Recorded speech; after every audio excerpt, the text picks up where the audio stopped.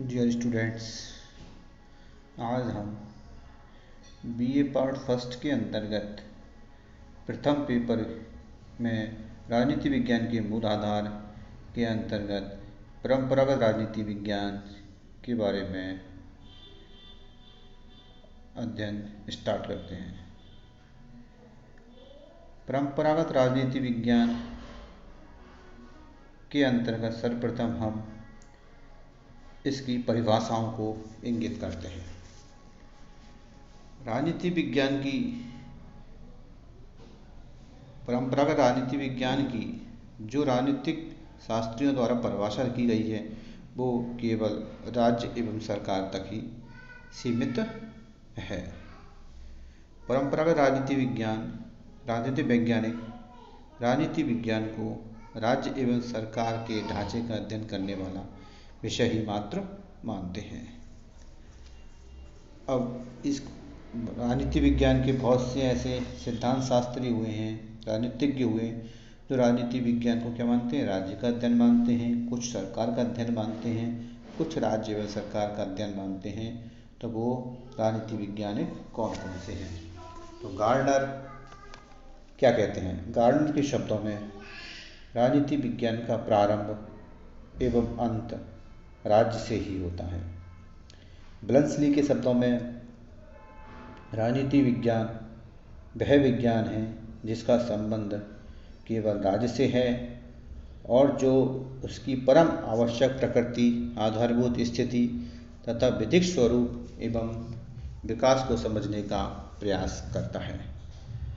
Garage के शब्दों में राजनीति विज्ञान राज्य के उद्भव, विकास, उद्देश्य तथा समस्त राज्य की समस्याओं का उल्लेख करता है। एक्टन के शब्दों में राजनीति विज्ञान राज्य तथा उसके विकास के लिए अनिवार्य दशाओं से संबंध है।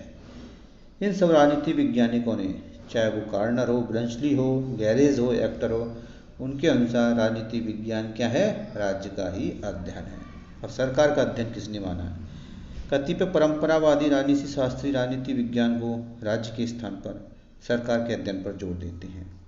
उनमें प्रमुख रूप से हैं जॉन सीले और लीकॉक। लीकॉक के अनुसार राजनीति विज्ञान सरकार से संबंधित विधा है।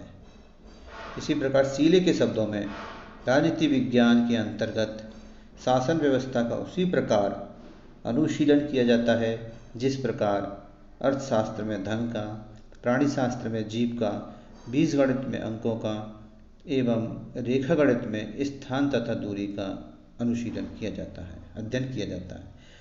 तो इस प्रकार लीकॉक और सीले जो हैं राजनीति विज्ञान को सरकार से संबंधित अध्ययन मानते हैं। लेकिन कुछ ऐसे राजनीति शास्त्री भी हुए हैं जो राजनीति विज्ञान को राज्य एवं सरकार दोनों का अध्ययन मानते हैं। उनमें प्रमुख रूप से हैं पॉल जेनेट, गिलक्रास्ट एवं गैडेल। पॉल जेनेट के अनुसार राजनीति विज्ञान समाज विज्ञानों का वह अंग है जिसमें राज्य के आधार पर सरकार के सिद्धांतों का अध्ययन किया जाता है। राज्य के आधार पर सरकार के सिद्धांतों का अध्ययन किया जाता है। इसमें राज्य और सरकार दोनों आ गए। इसी प्रकार गिलक्रास्ट के शब्दों में राजनीति शास्त्र वस्तुतः राज्य और सरकार की सामान्य समस्याओं का अध्ययन करता है। इस प्रकार परंपरागत राजनीति विज्ञान के अध्ययन पर दर्शन, इतिहास तथा विधि शास्त्र का आधिपत्य था। यह राजनीति संस्थाओं के संस्थागत ढांचे के अध्ययन पर जोर देता है। पारंपरिक राजनीति विज्ञान का संबंध केवल ऐसे सिद्धांतों पर था जिन्हें राजनीतिक तथ्यों का परीक्षण किए बिना निकाला गया था। अतः यह राजनीति विज्ञान जैसे विषय को राज्य और सरकार के संकुचित दायरे में ही प्रस्तुत कर पाया। इस प्रकार ये जो राजनीति शास्त्री हुए उन्होंने राजनीति विज्ञान को स्पष्ट किया है राज्य और सरकार के संदर्भ में। तो ये होता है राजनीति विज्ञान का परंपरागत अर्थ, यानी परंपरागत राजनीति शास्त्रियों के अनुसार राजनीति विज्ञान की क्या अर्थ था, उनके अनुसार क्या परिभाषाएं थी। अब आता है परंपरागत राजनीति विज्ञान की अध्ययन पद्धतियाँ। यानी परंपरागत राजनीति शास्त्री जो हुए उन्होंने कौन कौन सी अध्ययन पद्धतियों का सहारा लिया, तो जिसमें सर्वप्रथम आती है दार्शनिक पद्धति। दार्शनिक पद्धति को निगमनात्मक पद्धति का भाग माना जाता है। यह अध्ययन विधि ठोस तथ्यों पर नहीं अपितु कल्पना एवं आदर्शों पर आधारित है। इस पद्धति में सर्वप्रथम एक भावात्मक आदर्श स्थापित कर लिया जाता है और फिर कल्पना के द्वारा परिणामों पर पहुंचा जाता है। जैसे Plato, Thomas More, Rousseau, Hegel, Green, Bosanquet आदि इसके प्रमुख प्रतिपादक हैं। यानी कि दार्शनिक पद्धति को किन किन ने अपनाया, वो हैं Plato, Thomas More, Rousseau, Hegel, Green और बोसांके। प्लेटो ने अपनी सुप्रसिद्ध पुस्तक रिपब्लिक और थॉमस मोर ने अपनी विख्यात रचना यूटोपिया में आदर्श राज्य का निर्माण करते समय दार्शनिक पद्धति का ही प्रयोग किया है। दूसरी अध्ययन पद्धति आती है, वो है ऐतिहासिक पद्धति।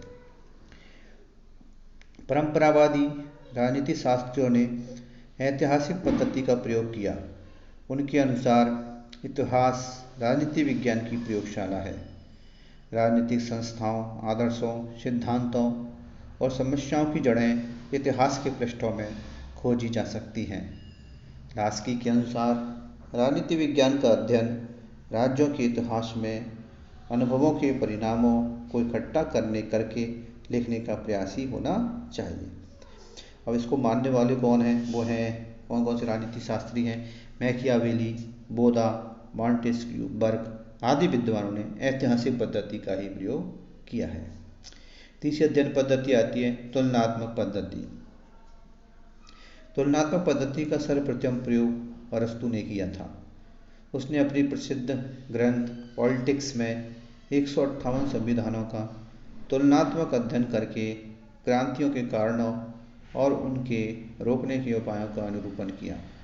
इस पद्धति के प्रयोग करने वालों का यह ध्येय होता है कि वह एक प्रकार की संस्थाओं का इतिहास में तथा वर्तमान समय में तुलना करके उनके बारे में नियमों व सिद्धांतों का निर्धारण करे। इतिहास में हमको राज्यों के विभिन्न अंगों के विकास, पतन और विनाश के उदाहरण मिलते हैं। तुलनात्मक अध्ययन से हम निष्कर्ष निकाल सकते हैं कि किन कारणों से क्या परिणाम निकलना तर्कसंगत होगा। मॉन्टेस्क्यू, लॉर्ड ब्राइस, डी टॉकविले ने इस पद्धति का प्रयोग किया है। और चौथी अध्ययन पद्धति लास्ट आती है, वो है विधि पद्धति। विधि पद्धति में राज्य के कानूनी आधार पर बल दिया जाता है।